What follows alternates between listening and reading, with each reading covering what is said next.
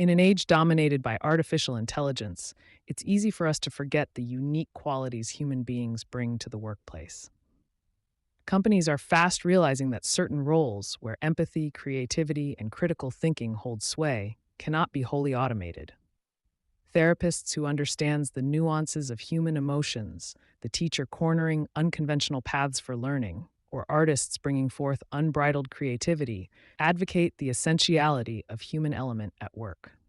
In our next segment, The Human Element Redefining Work, we delve into these irreplaceable human centric roles and their significance. But it's not about completely eliminating AI. Instead, it's about striking a balance and enhancing AI with human touch. Imagine an AI assisted doctor making more accurate diagnoses, or AI powered content creators producing more relevant content. But there are places where we yearn for personalization, a human touch, be it the warm smile at the hospitable reception or a comforting voice on the customer support.